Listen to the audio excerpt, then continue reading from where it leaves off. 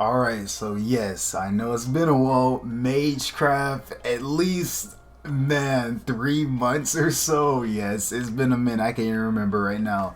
But yes, today for you guys, I got textures. We're just gonna get right into it. And hopefully, I can keep on going with this. It's not like I was just gonna completely stop. But yes, I did forget for a second to try and actually look at this.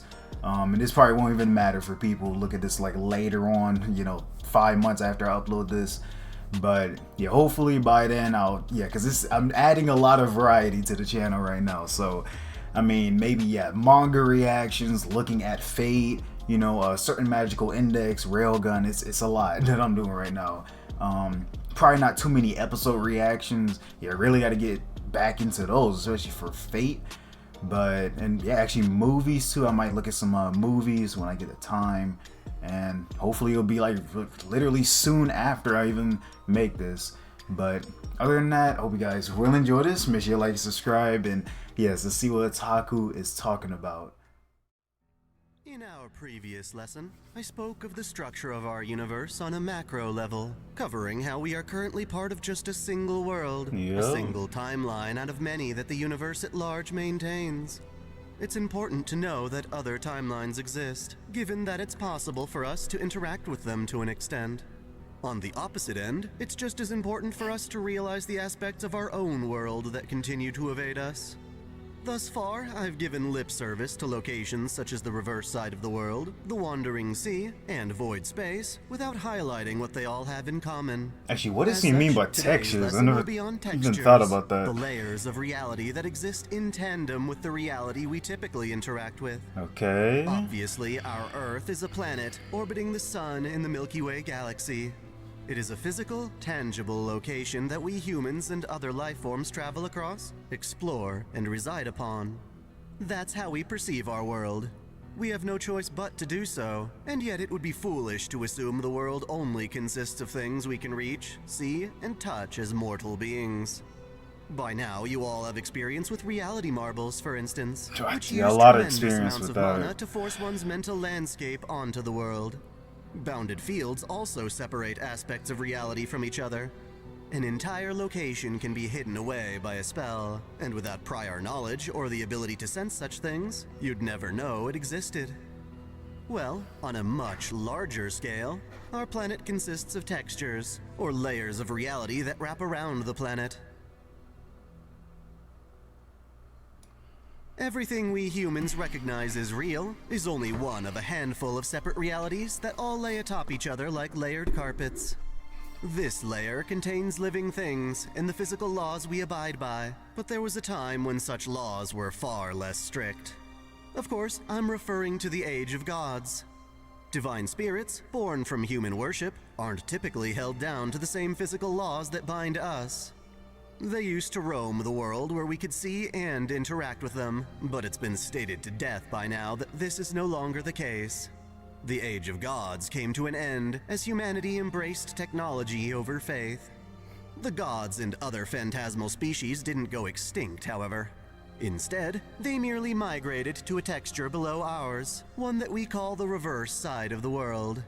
This left our texture to be defined by physical laws, but the reverse side became the new home for supernatural elements and beings. They all continue to exist, though not necessarily in the observable sense we're used to. The reverse side is also occasionally referred to as the inner sea of the planet. While not quite so literal, you can imagine the Earth as a bottom layer, enveloped by the reverse side, acting like its soul, and layered atop that, we have the human world where we all live.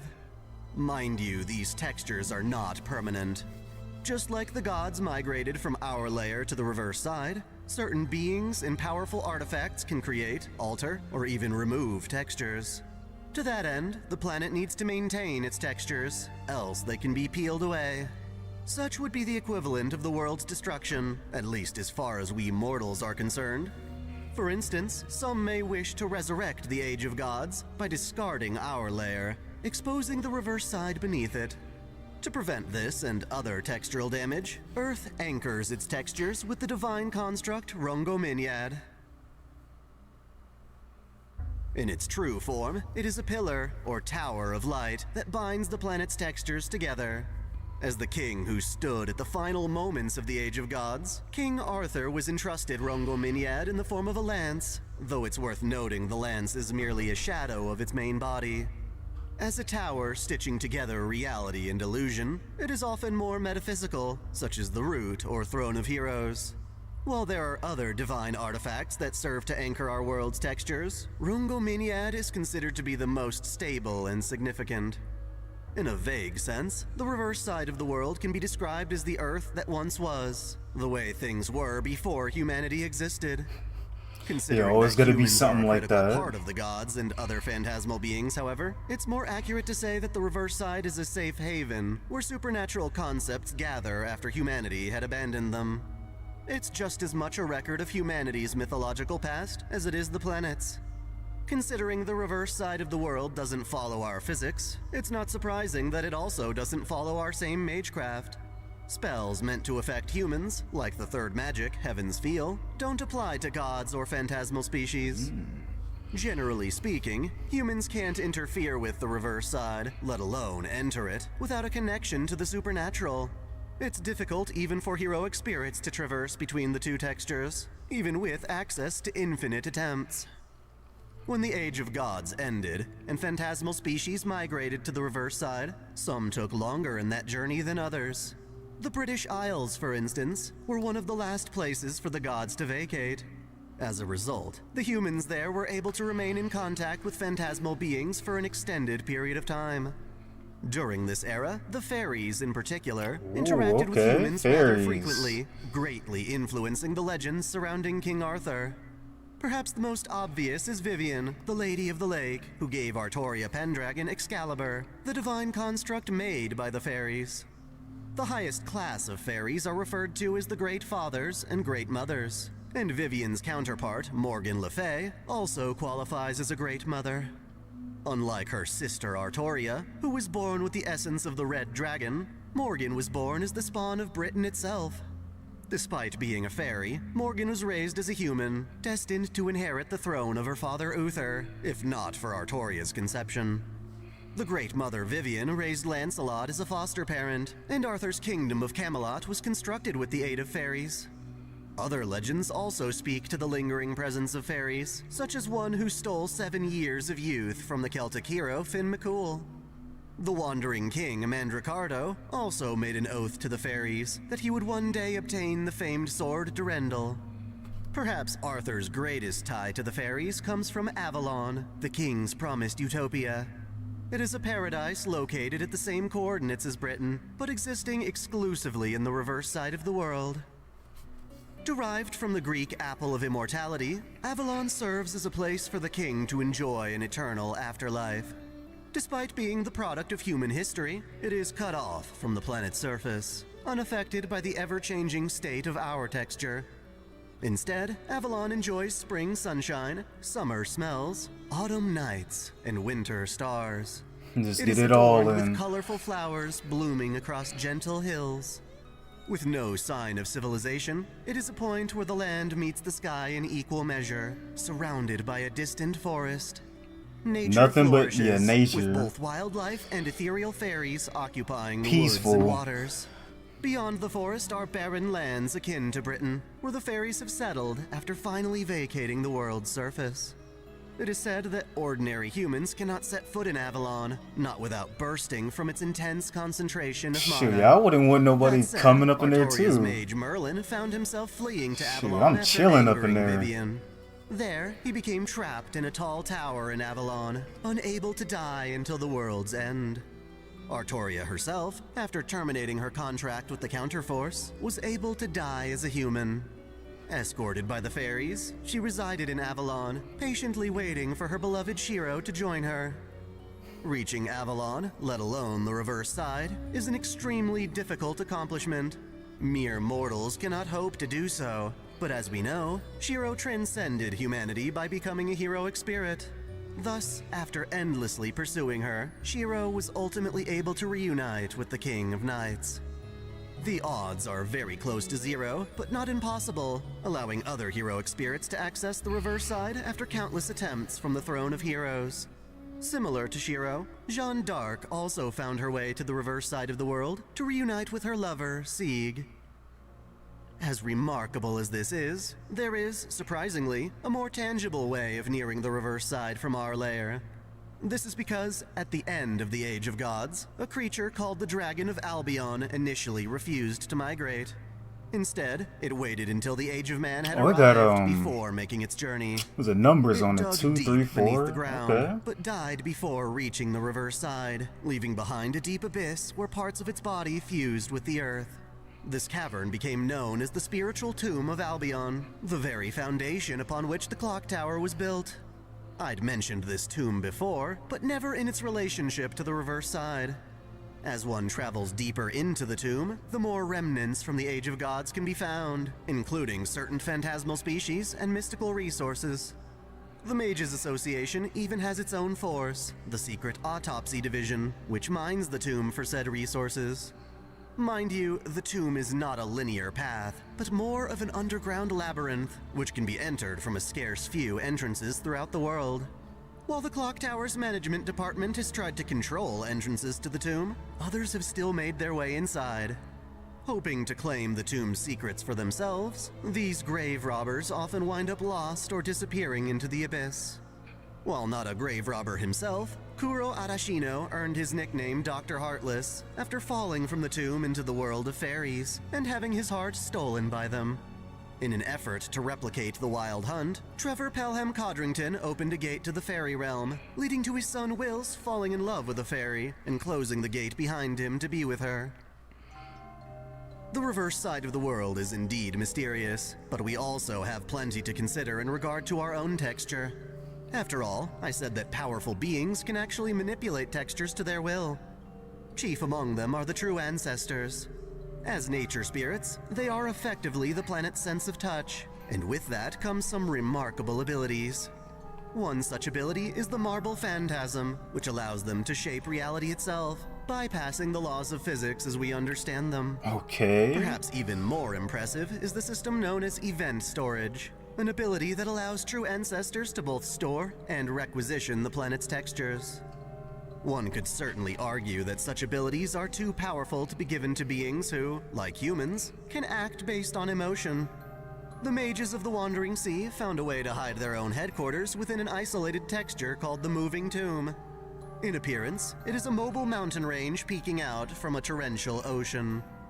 Because the Wandering Sea is not technically a part of our texture, it was immune when the mysterious alien god bleached the earth. This bleaching of the land can be considered a form of rewriting the world's outer texture, allowing for various lost belts to be affixed to the planet's surface. According to Scandinavian mythology, the Age of Gods came to an end in the year 1000 BC with Ragnarok. Rather than the Norse gods migrating to the reverse side, they were burned away, leaving humanity to prosper in their absence. In a rather strange event, the mischievous goddess Ishtar once made use of a holy grail to place a texture of Venus across the land of Connacht in order to recreate her bull of heaven, Gugulana. The last thing I wish to bring up is another way through which to escape the planet's textures, that being void space.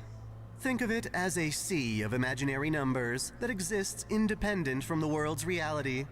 I bring it up because mages have actually used void space in their various pursuits. For instance, the Chaldea Security Organization uses its shadow border to zero sail, essentially leaving the planet's texture to traverse void space. It is a risky procedure, but it has enabled them to enter and exit lost belts, which are normally isolated within their respective storm walls. It seems that not even the might of gods can harm Chaldea while taking refuge in void space. In addition, the mage Trisha Fellows once utilized void space to both hide and preserve her decapitated head, in turn keeping her unique mystic eyes out of the clutches of evil. Yeah, I remember that. Getia's Temple of Time existed within void space, allowing it to preside over the 7 singularities scattered across history. And also, before being summoned by Kingu, the beast of humanity Tiamat was sealed within void space. In summation, the world as we know it is only one of different textures that envelop the Earth like layers of fabric. The texture we live in is tied to all our physical laws, home to the age of man. But beneath us is a layer of reality called the reverse side of the world, which is occupied by the various divine and phantasmal beings that left us after the age of gods. Certain artifacts, namely Rungominiad, serve to tether these textures to the planet so that the age of gods is not forcefully brought back. Even without that threat, our own texture is still susceptible to being manipulated or entirely overwritten, making it wise for us to consider hiding within other textures, or even the void space that transcends our reality altogether. Regarding our next lesson, I would like to once again invite you all to propose your own topics for the curriculum. I must say, we have come far since this class began, and I would be delighted to accommodate your interests. Yep, 31. And that is it for that one. Okay. See, at the start now, I like how he was showing Sig and John a lot, because I'm like, okay, here we go. Like, probably a little bit more explanation of what was going on there, because that was like, what, the last episode of Apocrypha? And yeah, I kind of like understood what was going on, but then it's like, okay, what happens now? Like, what happens after that? Actually, yeah, literally, where did Sig go? Or whatever I think he's called a different name in that dragon form or something. But yeah, like, you know, what now? You know, how is he even able to get here? Or why is he even here in the first place? So yeah, this helped me out a little bit. And then, what was her name? Trisha, yeah, helping me with that, I think, void space he was talking about. Yeah, I definitely remember that, because, yeah, it was like, oh yeah, just a whole nother area, right? A whole nother place that she just had that head, and then, yeah, there you go. So, good to see, yes. So, I feel like, yeah, it was, yeah, really good that I saw El Malloy, like, yeah, the time that I did. Because right now I still be probably trying to or struggle to even look at episodes, like literally even start it up is what I'm talking about. Now I wouldn't understand some of this. I mean, I've seen these two a lot, but I had to go deeper into that. What do you say, Scandinavian? Yeah. So yeah, I like how, yeah, it was a lot of El Malloy, because yeah, that's just bringing me back, and I really remember that too. Like, yeah, El Malloy, that was something different, or at least, you know, it was like a genre of anime that I just kind of like, you know, that detective, you know, and not just some simple detective work, like, no, we're getting deep into it, and yeah, just what I like, you know, that detective type of genre, doing smart things, solving mysteries that didn't even need to be solved. I guess, yeah, helping him out with this, was it fairy here? And then, well, yeah, literally, if anything, whatever otaku talks about here is like gonna be from El Malloy, or at least it was introduced somewhat in there. So yeah, like I said, I saw numbers. I was trying to see if there's something else. I see a rose. What is that? By his arm, that little thing, whatever that is, covered up, or inside of that purple outline. Yeah, I don't know, but yeah, this definitely helped me out with that whole Sig thing. Then, well, yeah, I guess introducing me to this, unless I've already been introduced. Yeah, there's a lot of, or not a lot, but there's certain areas that I've seen that look similar to this. Yeah, just pretty much nothing at all. I know Sig, obviously that, but you know, it still can be like the same area, just, yeah, somewhere else, right? I do remember Merlin, so yeah, good that I looked at the Merlin thing. Let's see, and I think that's it. Just seeing if there's anything else before I just end this off. But yeah, I'm gonna try and get yeah, cause he just said, yeah, he'll let the subscribers, followers decide on what to do next. I thought I did look at it. Yeah, I have to go back and see what number 32 is. But yeah, other than that, that's it for this one. So yeah, it's all coming together now. So yeah, after I've already looked at these animes and pretty much have heard these different concepts, aspects, features, whatever, yeah, I'm getting more and more into Fate here. And yeah, it doesn't seem as complicated as it was at first. And that can also just be because of, well, yeah, the Scandinavian and all these different gods and stuff. Like, I'm gonna know the main ones. Zeus or something. I'm just naming someone random. Yeah, they don't have to do with fate, but Zeus or something, Ares, something Greek or Roman. So yeah, I don't know, like, you know, the basics and other things like that. But yeah, when you really get deep into it, like, okay, hold on, I'm gonna need you to explain that again, or give me a more simpler explanation from the already complicated history and lore of things. But yeah, I'm gonna just end it off here. Hope you guys did enjoy. Make sure you like, subscribe again, and y'all see you guys in the next one.